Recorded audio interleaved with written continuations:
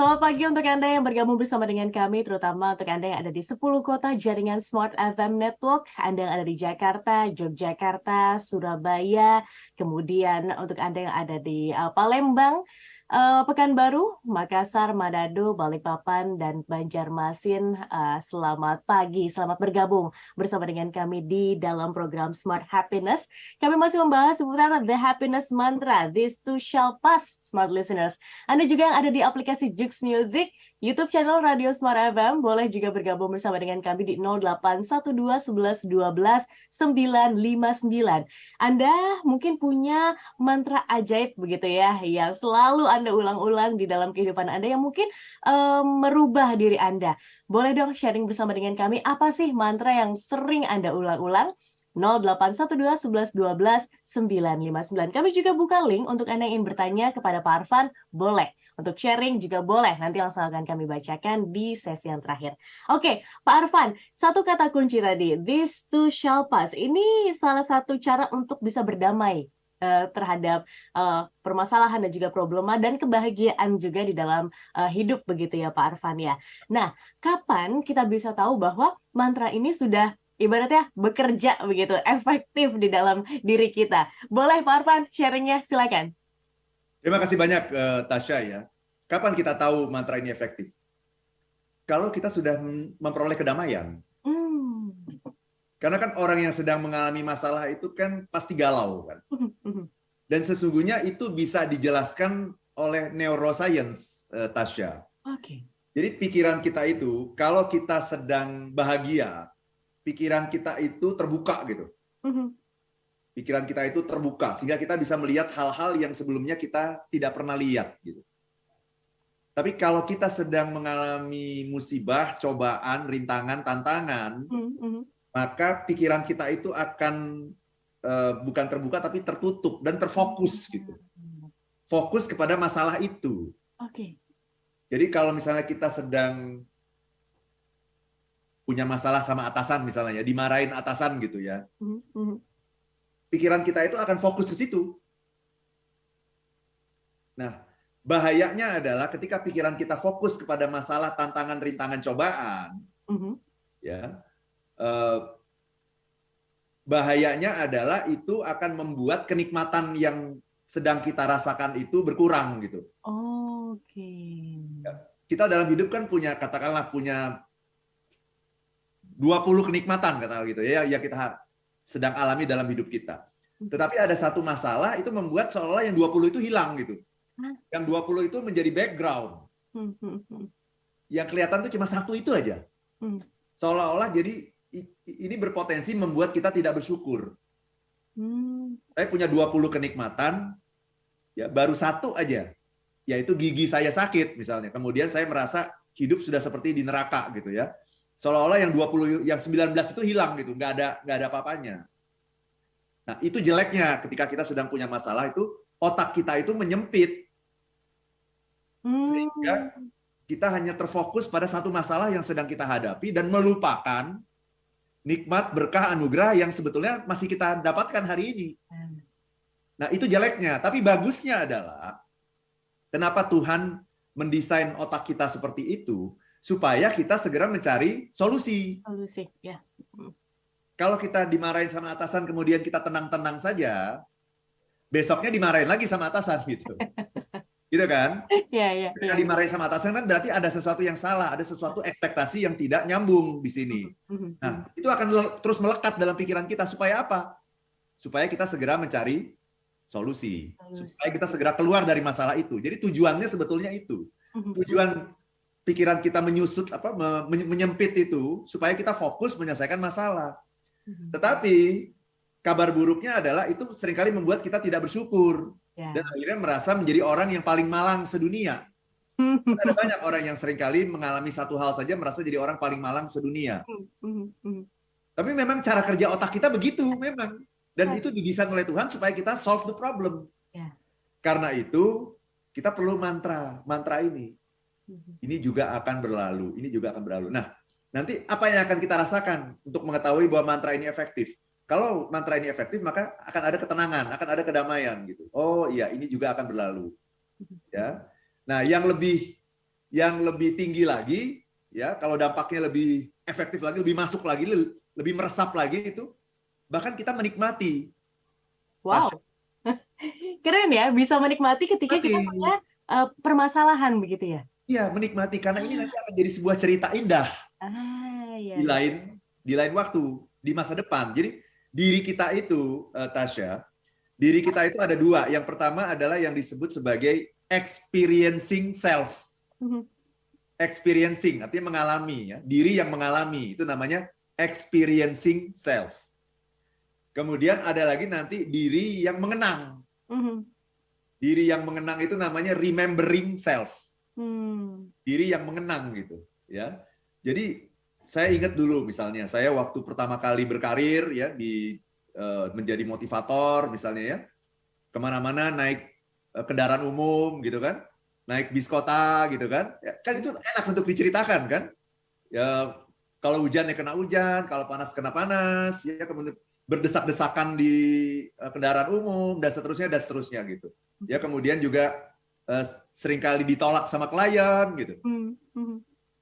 Nah, ketika kita menyadari bahwa ini berat sekali gitu ya, tapi ini akan jadi cerita indah loh di masa depan gitu. Ini kalau saya hayati, kalau saya nikmati, ini kesengsaraan ini saya nikmati, ini ketika saya berhasil itu nanti rasa syukurnya berlipat-lipat itu. Ketika kita satu ketika sampai menjadi motivator nasional gitu ya, dipanggil oleh banyak sekali perusahaan, dipercaya banyak orang, ditunggu-tunggu banyak orang. Saya bisa mengenang itu. Nah, ini namanya remembering self.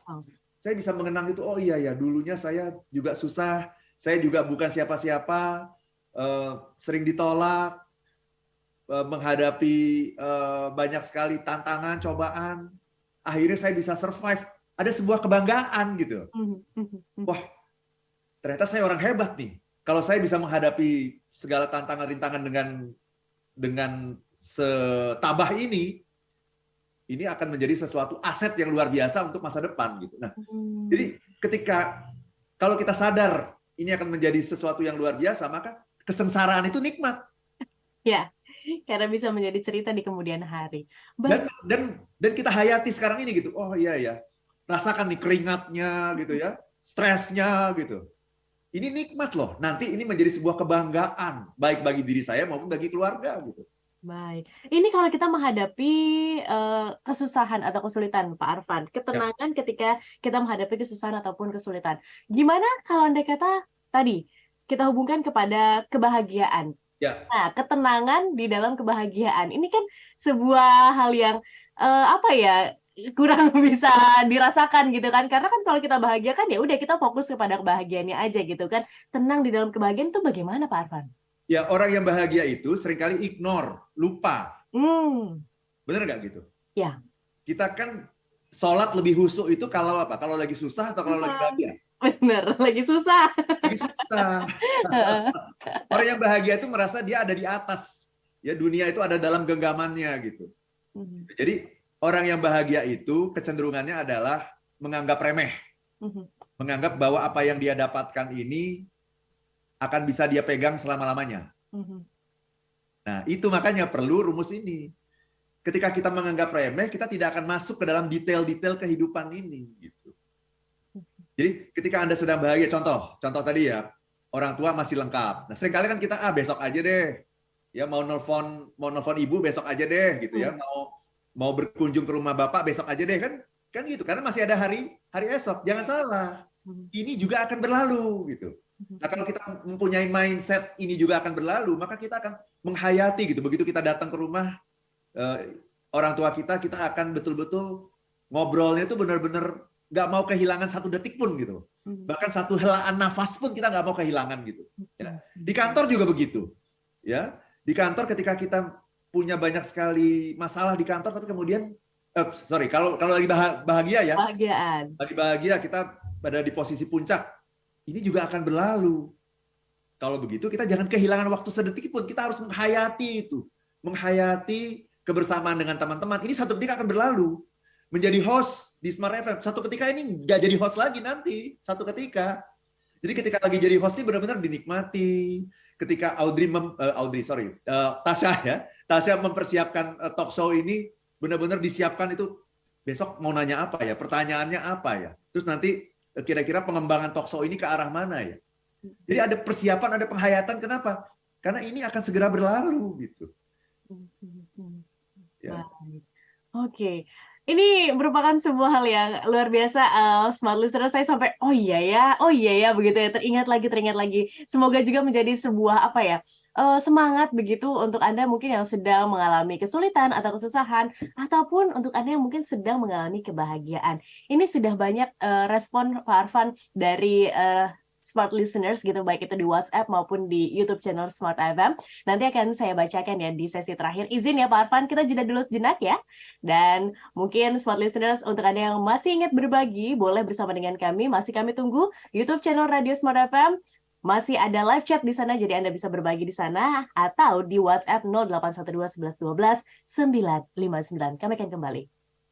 Smart Listeners, sudah sampai sesi yang terakhir. Ini waktunya saya bacakan respon dari Anda, Smart Listeners, yang bergabung bersama dengan kami, baik itu di YouTube channel maupun di WhatsApp kami. Izin ya Pak Arfan untuk dibacakan. Ini di YouTube channel sudah ada akun Kuku Kusridlo. Salam hangat penuh semangat Pak Arfan. Mbak Tasya, Smart Listener Special to Pak Ari Harta Diali, katanya terima kasih. Kemudian akun Raka Arya. Kita nikmati setiap episode dalam kehidupan, baik manis atau pahit dalam kehidupan, sehingga kita selalu bisa menikmati setiap potongan ceritanya dan bisa mengambil hikmahnya, katanya Pak Arfan. Iya. Nah, ini ada pertanyaan dari akun Hilmi Aunu, Pak Arfan. Apakah kesuksesan itu harus kita share kepada orang lain? Padahal roda kehidupan terus berputar hari ini. Kita sukses, belum tentu ke depannya kita masih di posisi sukses. Mungkin boleh dijawab. Silakan Pak Arfan. Apakah kita harus men-share kesuksesan? Tergantung niatnya. Oke. Niatnya apa? Kalau niatnya mau pamer, jangan. Tapi kalau niatnya mau berbagi, supaya orang itu nggak perlu mengalami yang kita alami dulu, baru bisa sukses gitu. Jadi kan itu kan akan memperpendek kurva belajar kan? Kurva belajarnya makin pendek kalau udah dengar pengalaman orang lain. Nah silahkan Anda berbagi. Gitu. Jadi tergantung niatnya. Tapi kesuksesan itu harus dibagikan kepada orang lain. Ya, supaya orang bisa sama suksesnya seperti kita juga gitu. Terinspirasi begitu ya Pak Arfan ya. Oke, ini dari WhatsApp kami Pak Sasongko bergabung bersama dengan kami dari Pasar Baru. Mantranya Pak Arfan adalah selain berzikir, yaitu in the end everything will be okay. If it's not okay, it's not the end, katanya. Oke, ini bagus nih. Jadi pada akhirnya semuanya akan oke. Kalau belum oke berarti belum berakhir memang. Masih berproses gitu. Bagus sekali. Bagus sekali. Anda boleh memilih mantra apapun yang Anda yakini, dan yakini itu, dan ulang-ulang itu kata-katanya. Baik, belum tutup buku ibaratnya Pak Songko ya, Pak Sasongko. Terima kasih sudah bergabung bersama dengan kami. Dari Pekanbaru, Pak Arfan, ada Ibu Sheila. Biasanya cara saya tiap menghadapi situasi yang memanas adalah selesaikan masalah dengan kepala dingin, katanya. Dan itu berhasil meredam emosi. Very good. Itu juga sebuah mantra. Selesaikan dengan kepala dingin, selesaikan dengan kepala dingin. Ulang-ulang terus, selesaikan dengan kepala dingin. Nah, itu sebuah mantra. Very good. Oke, satu lagi Pak Arfan, ini dari Pak Alpin AJ, dari Pekanbaru. Mantranya adalah X1, metode rumus, X2, simulasi atau berulang-ulang uji coba, X3, SOP, jadilah sama dengan Y1, yaitu observasi, situasi keadaan yang positif dan negatif tergantung diri kita sendiri. Yang sering kita terjebak antara alam sadar dan alam bawah sadar adalah apakah yang terbaik dari segala metodologi penelitian observasi yang tepat dan benar. Mantra biarlah berlalu, dan itu dia mantranya. Jadi ada XXX begitu ya Pak Arfan ya. Ya ini perlu disederhanakan sih ini. Ya. Baik, terima kasih sudah berbagi Bapak Alpin di Pekanbaru. Dan satu lagi dari, ini akun Hilmi. Kesengsaraan itu nikmat Pak Arfan ketika kita bisa berbagi kepada orang, dan itu dirasakan ketika kita berada di posisi serba ada atau berkecukupan, katanya. Ya. Ya kalau saya sih intinya ya dari This Too Shall Pass ini, intinya itu adalah kita menghadapi apapun itu kita harus kita harus menyadari bahwa tidak ada yang bersifat permanen gitu. Semuanya itu sementara gitu. Semuanya sementara. Jadi ketika kita mengalami kesulitan, ini cuma sementara. Ini cuma sementara gitu ya. Saya ingat ya waktu anak-anak masih kecil dulu ya. Saya kan punya 3 anak ya. Waktu anak-anak masih kecil dulu tuh saya mau ngomong sama istri saya di rumah itu susah banget gitu. Diinterupsi terus. Ada banyak sekali interupsi gitu. Jadi mau ngomong aja, ya ampun susah banget ya kita ngomong gitu. Ketika itu kan saya komplain juga gitu. Aduh ini kok susah banget sih ngomong di rumah nih, susah banget nih gitu. Mendingan kita ngomongnya di luar aja yuk gitu. Kita makan siang aja berdua ke mall gitu, supaya kita bisa ngobrol gitu ya. Makan siang ke mall pun anak-anak mau ikut. Gitu kan. Nah, jadi seolah-olah kan saya komplain gitu kan ya. Tapi kemudian saya mikir gitu. This too shall pass. Shall pass. Ini juga akan berlalu. Nanti suatu ketika anak-anakmu akan jadi anak-anak yang besar-besar, ya mungkin sudah nggak di rumah lagi, sudah banyak acara di luar dengan teman-teman. Mungkin nanti kalau kamu mau pergi sama istrimu, mereka juga udah nggak mau lagi diajak pergi gitu, karena mereka sudah punya acara sendiri dengan teman-teman. Yeah. Nah, jadi ketika saya komplain gitu, tiba-tiba saya ingat mantra ini. Kok mau ngomong sama istri susah banget ya? Nikmati itu, nikmati itu. Nikmati, mumpung anak-anak ini masih ada di dekat kita pada saat itu ya. 10 tahun yang lalu anak-anak masih kecil-kecil. Mumpung anak-anak ini masih kecil, ya udah. Memang ngomong jadi susah, kita pergi kemana-mana dianya mau ikut terus gitu. Nikmati. Nanti suatu ketika nggak mau lagi mereka dekat-dekat kita gitu. Punya acara sendiri sama teman-teman. Mumpung masih ini nikmati gitu. Ya, kan seringkali orang komplain gitu. Ya punya anak masih kecil-kecil, rumahnya jadi berantakan kan? Benar. Semua berantakan. Mungkin anak sudah mulai belajar gambar, nanti nyoret-nyoret tembok. Kita komplain. Ibu-ibu baru begitu Pak Arfan, capek, kurang tidur. Tasya juga kan baru punya anak kan? Iya benar. Wah harus bangun malam ya kan, harus bangun malam, menyusui dan sebagainya. Nikmati itu. This too shall pass. Ya, pas suatu ketika itu udah selesai itu, udah nggak ada lagi periode itu lagi. Anak-anak sudah gede, kita mau ketemu anak aja susah.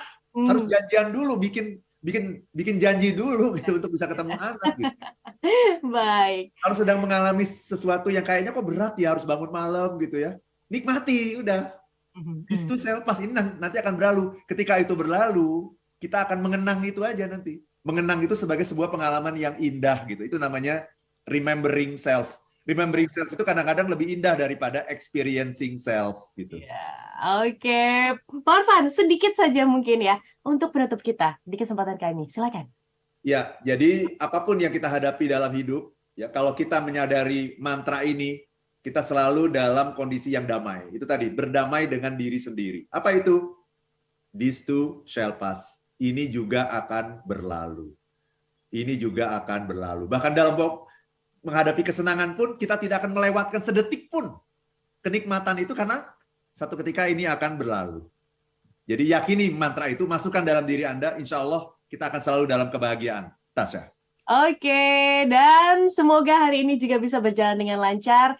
Gunakan mantra ini juga, smart listeners, jika mungkin Anda sedang menghadapi kesulitan, begitu ya. Semoga bisa tetap bahagia, walaupun di tengah himpitan ataupun kesulitan. Terima kasih Pak Arfan sudah berbagi bersama dengan kami. Sama-sama Tasya. Smart listeners di seluruh Indonesia bisa terinspirasi dan bisa menjadi bahagia di role-nya masing-masing. Smart listeners, kami tutup program Smart Happiness di kesempatan kali ini. Dan saya Tasya Rustama. Saya Arfan Pradiansyah. Smart Happiness. Be happy. Happy now.